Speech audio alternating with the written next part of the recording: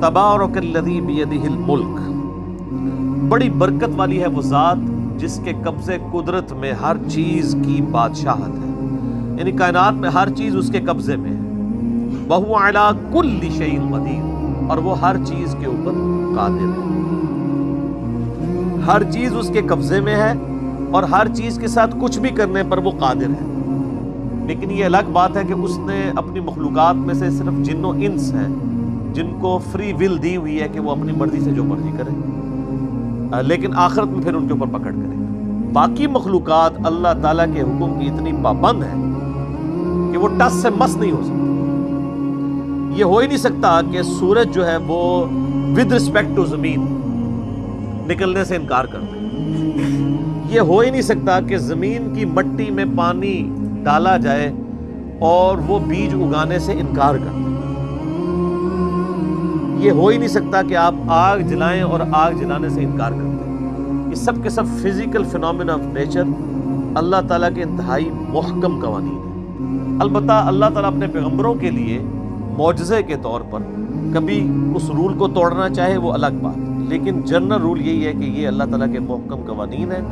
یہ physical phenomena of nature اتنے محکم ہے کہ انہی کے بنیاد کے اوپر پھر سائنٹیفک جو ڈسکوریز اور پھر سائنٹیفک جو انوینشنز ہیں وہ پاسبل ہوئی ہیں۔ ادروائز اگر فورس آف بوئنسی جو ایئر کے اندر یا سمندر کے پانی میں ایگزسٹ کرتی ہے، یہ کسی دن کرے کسی دن نہ کرے تو پھر بحری جہاز تو آپ نہیں چلا سکتے سمندر میں، اور پھر پریڈکٹ بھی نہ کر سکیں کہ آج سمندر کا پانی بحری جہاز کو قوت اچھال فورس آف بوئنسی دے گا یا نہیں دے گا، تو آپ یہ شیڈول بھی نہ بنا سکتے۔ تو یہ سائنٹیفک انوینشنز اسی لیے پاسبل ہوئی ہیں کہ فزیکل فینومینا آف نیچر بڑے محکم ہیں، یہ اس طرح نہیں ٹوٹتے ہیں۔ ویسے آپ کسے کہانیوں میں جتنے مرضی ان کو توڑتے رہے کہ فلانے بابے نے ایسا کرتا فلانے نے ایسا کرتا، وہ بھی اب خیر پرانی باتیں ہو گئی ہیں، اب کوئی بابا کچھ نہیں کر سکتا۔ اس کی وجہ ہے کہ پہلے بھی بابے کرتے کچھ نہیں تھے، بابوں کی سٹوریاں لکھنے والے لکھ دیا کرتے تھے۔ تو اب اگر کوئی آپ کے سوچیں کہ کوئی کلیم کرے تو سب سے پہلے تو میڈیا پہنچے گا نا، آؤ نہیں، تو یہ صرف ان لوگوں کے دعوے ہوتے ہیں، ایسے پاسبل نہیں ہوتا۔ اللہ نے دنیا کو بقدر ایفرٹ رکھا، یہ دنیا کی ساری چیزیں کوشش کے ساتھ جڑی ہوئی ہیں۔ کبھی کبھار پیغمبروں کے لیے ایسے معاملات ہوئے، اس کی ریزن یہ تھی کہ پیغمبروں کو منوانا یہ اللہ تعالیٰ نے اپنے ذمے لیا ہے کیونکہ وہ اللہ کے ریپرزینٹیٹیو ہے۔ ادر دین پروفٹس کے بارے میں جو کرامات کا کنسیپٹ ہے وہ صرف زیادہ سے زیادہ دعا کا ہے، وہ اللہ کی مرضی قبول کر لے، اللہ کی مرضی قبول کر، پابند کوئی نہیں ہے، دھونس کوئی نہیں ہے۔ یہ ہر ایک جو گلی محلے میں آپ کو یعنی سننے کو باتیں ملتی ہیں کہ جی جناب فلاں بندہ بسم اللہ پڑھ کے پانی پہ چل لیتا تھا، اڑ کے ہو گئے، بڈھے ہو گئے نا، یہ پانی بھابی ہو گیا، کچھ بھی نہیں ہوتا میرے بھائی، ایسے پاسبل ہی نہیں ہے۔ اگر یہ باتیں ہوتی تو بحری بیڑے نا مسلمان تیار کرتے جنگیں کرنے کے لیے، بسم اللہ ہی سکھائی جاتی لوگ کہ جی بسم اللہ پڑھو۔ دیکھیں سب سے زیادہ اگر کوئی کامل ایمان مومن تھے کون تھے؟ صحابہ اور اہل بیت، تو بسم اللہ پڑھ کے سارے کام کرتے نا، وہ کیوں کشتیوں میں سفر کرتے تھے؟ بسم اللہ ہی پڑھا کرتے تھے۔ یہ پاسبل نہیں ہے، اس طرح نہیں ہوا کرتا۔ یہ سب کی سب کہانیاں انہوں نے بنائی ہوئی ہیں، دنیا کو اللہ تعالیٰ نے ایفرٹس کے ساتھ جوڑا ہوا ہے۔ اور آپ دیکھیں نبی صلی اللہ علیہ وآلہ وسلم کے دان مبارک بھی غزوہ احد کے موقع پر شہید ہوئے ہیں، حتیٰ کہ آپ بے ہوش بھی ہو گئے، اور اس طرح کے کئی واقعات آپ کو ملیں گے۔ دنیا کو اللہ تعالیٰ نے ایفرٹس کے ساتھ جوڑا ہوا ہے۔ یہ جو آزمائشوں کا معاملہ ہے یہ سب کے لیے ہوتا ہے، کبھی کبھار اللہ تعالیٰ کو معجزے والا معاملہ کر دے وہ الگ بات ہے۔ یہاں پہ لوگ یعنی آئے دن کہتے ہیں وہ جی فلاں بندے نے جناب آگ کی چھال مارتی کچھ بھی نہیں ہوا۔ وہ محمد پناہ ٹوٹانی کے بارے میں مشہور کیا ہوا تھا، سر لے آؤ نا، مارو چھال جناب، میں گارنٹی دیتا ہوں آپ کو، آپ یہ کام کر کے بتا دیں آپ جس مسلک کے ہیں، میں پورے پاکستان کو اس مسلک کے اوپر لے آتا ہوں، لائیں تو پریکٹیکلی پتہ چل جائے گا۔ یہ سب کے سب ہوتی ہیں جھوٹی باتیں، اسی لیے وہ کہیں کونے خدرے میں واقعات ہوتے ہیں، بعد میں رپورٹ ہوتے ہیں، میڈیا میں سامنے لا کے پروڈیوس کریں۔ پاکستان کے جب وہ جہاز آپ کو پتہ نا ایک بار غائب ہو گیا تھا اس طرف جاتے وقت گلگت میں، وہ آج تک نہیں ملا، تو سر کو بزرگ ڈھونڈ دیں نا، بتا دے کدھر ہے وہ، بجلی پوری کر دیں، کہتے جی نگاہ مارو وہ دنیا چلاتے ہیں جی، سر بجلی چلا دیں، کوئی کچھ نہیں کر سکتا. یہ لادہ بات ہے, یہ سارے بزرگ جب بیمار ہوتے ہیں نا تو ان کو آپ شفا انٹرنیشنل میں لے کے جاتے ہیں. اس وقت کوئی نہیں کہتا کہ پوری زندگی تے سانو کہانیاں کراندے رہے ہو, ہن انہاں نوں بھی کسی مزار تے لے کے جاؤ نا علاج کرانے واسطے. آج تک جتنے کلیمڈ بزرگ ہیں ان کے کیا آپریشن نہیں ہو رہے ہیں؟ ان کا کئی, اب میں نام نہیں لیتا, آپ لوگوں کو پتہ ہے کتنے بڑے بڑے بزرگ ہیں ان کے پیشاب بند ہوئے ہیں تو کسی مزار پہ نہیں ان کو لے کے گئے, آغا خان لے گئے. کیوں؟ ہمارے بندے بیمار ہوتے ہیں ان کو بزرگوں کے پاس لے جاتے ہیں, بزرگ بیمار ہوتے ہیں ڈاکٹر کو لے جاتے ہیں. کرو نا اپنے آپ کو بھی ٹھیک, چلو کسی بڑے کو لے جاؤ, کہانی ہوتی ہے. اس لیے میں نے چیلنج دیا ہے کہ جن لوگوں کا یہ دعویٰ ہے نا کہ بزرگ جو ہیں وہ روحانی آپریشن کر لیتے ہیں اور اس طرح کے معاملات, تو آپریشن تو بہت بڑی بات ہے. ایک بچے کا ختنہ کوئی کر کے بتاتے ہیں, ہم بزرگ مان لیں گے, لیکن بلیڈ مارے بغیر تے جے نہ ہویا ختنہ تو پھر کیا کریں گے؟ انہوں نے کہا چلو اگے رہن دو, میں کو سخت کار نہیں کرتا. الذی خلق الموت والحیات لیبلوکم ایکم احسن عملا. اللہ وہ ہستی ہے جس نے زندگی اور موت کو اس لیے پیدا کیا تاکہ آزمایا جائے کہ تم میں سے کون اچھے اعمال کرتا ہے. سر یہ ایک آیت کا جو پورشن ہے نا, اس پہ گھنٹوں بولا جا سکتا ہے. یہ پورے کے پورے یعنی الہامی کتابوں کا نچوڑ ہے یہ کہ زندگی موت کا سسٹم اللہ نے کیوں پیدا کیا. اکثر لوگ پوچھتے ہیں مقصد کیا ہے؟ کوئی کہتا ہے جی انسانیت کی خدمت مقصد ہے, کوئی کہتا ہے جی صرف ماتھے ٹیکنا مقصد ہے. نیک اعمال, نیک اعمال میں حقوق اللہ بھی شامل ہے, حقوق العباد بھی شامل ہے. اور نٹ شیل میں آپ بیان کریں گے نا, جن جن کاموں کا اللہ نے حکم دیا ہے اور جن جن چیزوں سے اللہ نے منع کیا ہے, اس میں اللہ تعالیٰ کو اوبے کرنا, اطاعت اختیار کرنا, یہ ہے اللہ تبارک و تعالیٰ کی عبادت اور اللہ تعالیٰ کی اطاعت اور نیک عمل.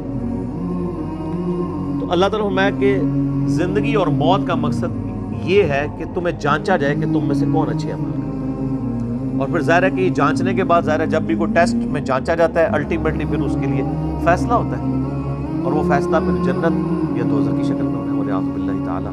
جو پیغمبروں کے ماننے والے ہیں اللہ تعالیٰ ان کو نجات دے گا, اور جو پیغمبروں کے دشمن ہیں اللہ تعالیٰ انہیں قیامت والے دن تباہ و برباد کر دے گا.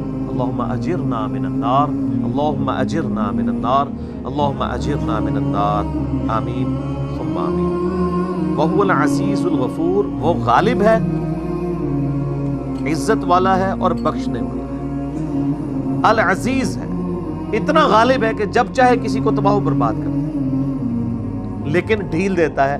اس کی یہ صفت غفوریت بھی ہے نا, بخشنے والا مہربان ہے. بخاری و مسلم کی حدیث ہے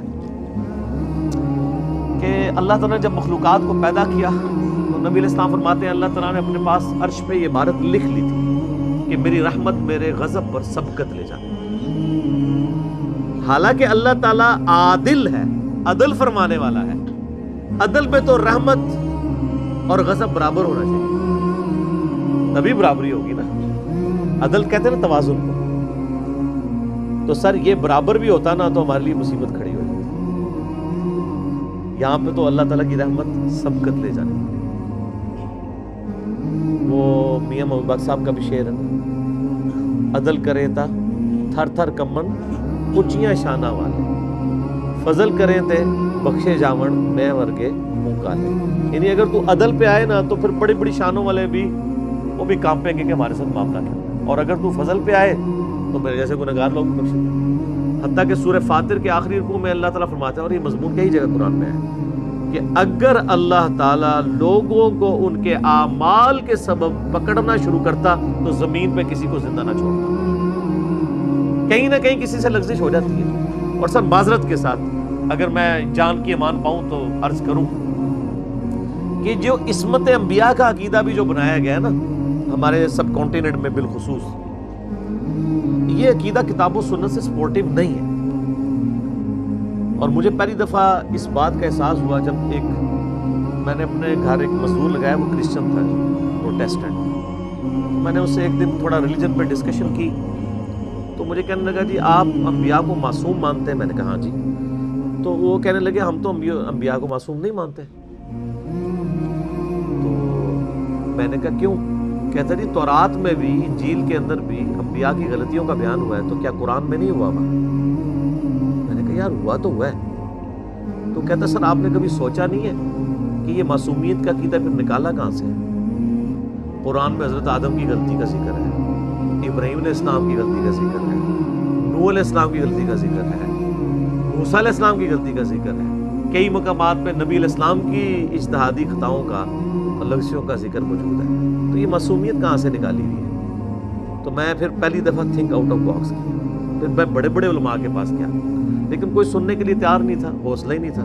پھر الٹیمیٹلی جب مجھے یہ ساری باتیں سمجھ آئیں کہ معصومیت کا مطلب یہ ہے کہ نبی گناہ نہیں کرے گا، غلطی کا صدور ہو سکتا ہے، غلطیوں سے پاک صرف ایک ہے، وہ اللہ ہے. اب مجھے بتائیں، یونس علیہ السلام سے غلطی ہوئی نا، اور کتنا عذاب کہ اللہ تعالیٰ فرماتا ہے کہ یونس علیہ السلام سورہ الصافات، مچھلی کے پیٹ سے اس دن نکالے جاتے جس دن مردے قبروں سے نکلیں گے اگر وہ اللہ تعالیٰ سے معافی نہ مانگتے.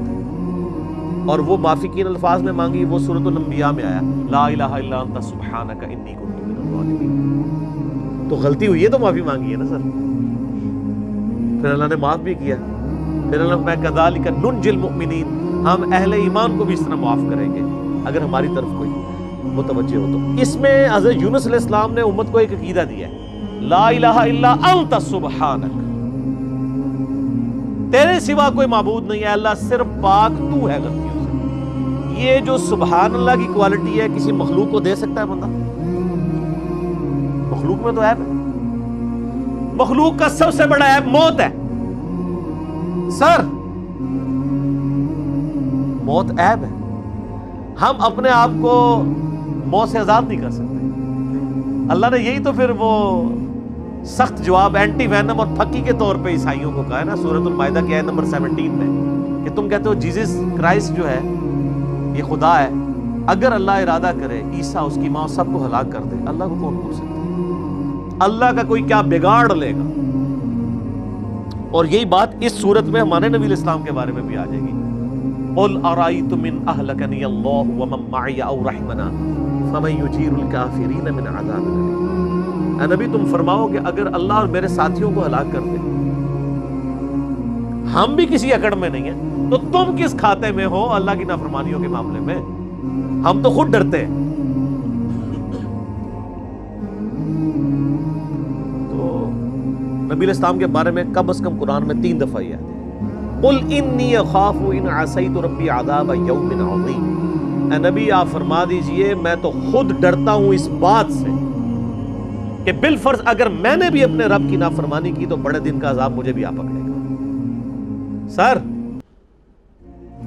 تو یہ پھر میں نے بڑی دلیری کر کے میں نے یہ ساری آیات احادیث کے ذریعے نا 2 نشستوں میں ایک لیکچر ریکارڈ کروایا، مسئلہ 88A اور 88B، عصمت انبیاء کے عقیدے پہ شبہات کا تحقیقی جائزہ. یہ نام میں نے ذرا یعنی سمجھ لیں تقیہ نہیں رکھا ہوا تھا. نام کیا رکھا؟ عصمت انبیاء کے عقیدے پہ شبہات کا تحقیقی جائزہ. یعنی عصمت انبیاء کے عقیدے پہ جو وسوسے آتے ہیں نا ان کو دور کرنا. لیکن بتایا اس میں یہ کہ وسوسے ٹھیک آ رہے ہیں، آپ کا عقیدہ غلط ہے. عصمت انبیاء کا عقیدہ یہ نہیں، یہ والا ہے. تو اللہ تبارک و تعالیٰ اپنے معاملات کے اندر آزاد ہے. اللہ تعالیٰ کو کوئی کسی کی دھوس نہیں لگا سکتا. اللہ تبارک و تعالیٰ غلطیوں سے پاک ہے. مخلوق جتنی بھی ہو جائے اس کے اندر عیب موجود ہے. کیوں اللہ تعالیٰ موٹی موٹی بات کرتا ہے، لا تأخذہ سنۃ ولا نوم. اللہ وہ ہے جسے نہ نیند آتی ہے نہ اونگ. مخلوق تو محتاج ہے. تو یہ انسان کے اندر بلٹ ان اللہ نے کمزوریاں رکھی. ہمارے ساتھ کیسی کمزوریاں اٹیچ ہیں؟ نیند کی کمزوری، کھانے پینے کی کمزوری.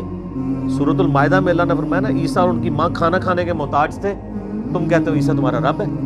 جو روٹی کا محتاج ہو وہ تمہارا رب اور مشکل کشا کیسے؟ اس میں یہ بھی الفاظ ہیں کہ عیسیٰ تمہارے نفع و نقصان کا مالک کیسے ہو سکتا ہے جو خود روٹی کھانے کا محتاج ہے. کوئی اپنے آپ کو کھانے پینے سے، پیاس سے، پیشاب سے، نیند سے آزاد کر سکتا ہے؟ اس دنیا میں نہیں کر سکتا. ہاں جنت میں اللہ تعالیٰ اس کو انعام کے طور پہ عطا فرما دے بولا دفعہ. وہاں پہ جو لوگ کھائیں گے پیئیں گے لذت کے لیے کھائیں گے، مجبوری کی وجہ سے نہیں کھائیں گے.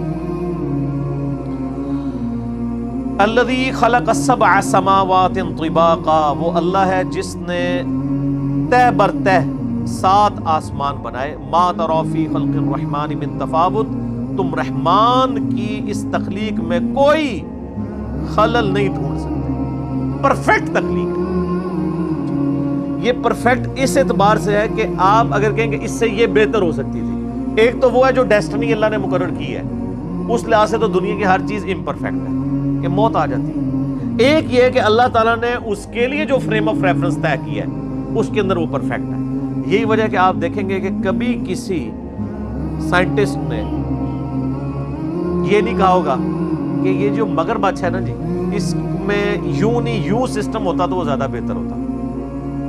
ہمیشہ جتنے اس کے سسٹم ہیں اس کو ڈسکس کریں گے کہ اس میں سسٹم یہ اس لیے رکھا گیا, اگر یہ نہ ہوتا تو یہ ہو جاتا, یہ ہوتا تو یہ ہو جاتا. تو الٹیمیٹلی وہ کیا ڈیسائیڈ کرتے ہیں کہ یہ پرفیکٹ ہے. چاہے وہ اس کو ایوولوشن کے ذریعے کہہ رہے ہوں, گاڈ کو بیچ میں سے نکال بھی دیں, ڈیسائیڈ یہی کرتے ہیں پرفیکٹ. جتنے گیون سرکمسٹانس, وہ جو کمزوری ہیں وہ تو ہے نا جی, موت والی کمزوری, بیماری والی کمزوری, وہ اپنی جگہ. جو بنایا ہے اس کو حالات و واقعات کے مطابق پرفیکٹ بنایا. برفانی ریچھ بنایا نا تو سر اس کو کھال دی ہے ایسی کہ وہ سردی کے گیس اپنا بچاؤ کر سکے. اچھا آپ کو پتہ ہے کہ جو سمندر, یہ ہمارے سمندر تو گرم سمندر ہیں, جو ٹھنڈے سمندر ہیں جیسے اٹلانٹک ہے, اس کے اندر بھی مچھلیاں زندہ رہتی ہیں کیونکہ برف صرف اوپر جمتی ہے, نیچے 4 ڈگری سینٹی گریڈ کا ٹیمپریچر رہتا ہے. ورنہ اگر یہ برف نیچے تک جم جائے تو مر جائیں ساری مچھلیاں. تو اللہ تعالیٰ نے اس نظام کو کس طریقے سے بیلنس کیا ہوا ہے, ہر چیز بیلنس کی ہوئی ہے, لیکن وہ بیلنس اپنی کمزوریوں کے ساتھ ہے. یعنی یہ کوئی نہیں ہو سکتا کہ کوئی مچھلی اپنے آپ کو پانی سے آزاد کر لے, یا کوئی جاندار جو زمین کے اوپر ہے وہ آکسیجن سے اپنے آپ کو آزاد کر لے. یہ اس کے اندر کمزوری ہے. خدا کی زندگی کے لیے آکسیجن ضرورت نہیں ہے, تو خدا کی کمزوری نہیں ہے. ہمارے لیے آکسیجن ضرورت ہے. ہم 3 منٹ سے زیادہ اپنا سانس نہیں روک سکتے, یہ کمزوری ہے ساری. تو جنت میں یہ ساری کمزوریاں ختم. کیوں؟ صحیح بخاری میں آتا ہے نا کہ موت کو مینڈے کی شکل میں لا کے جنت اور دوزخ کے درمیان قتل کر دیا جائے گا, اور جنتیوں کو کہا جائے گا خوشخبری اب موت نہیں آئے گی, اور دوزخیوں کو کہا جائے گا تمہارے لیے کیا ہلاکت ہے کہ موت نہیں آئے گی. اللہ تبارک و تعالیٰ نے انسان کو جنت میں پہنچتی وہ کوالٹیز عطا فرما دینی ہے کہ جو انسان یہاں دنیا میں خواہش رکھتا ہے, جو ادھر کبھی بھی پوری نہیں ہوگی. نیور.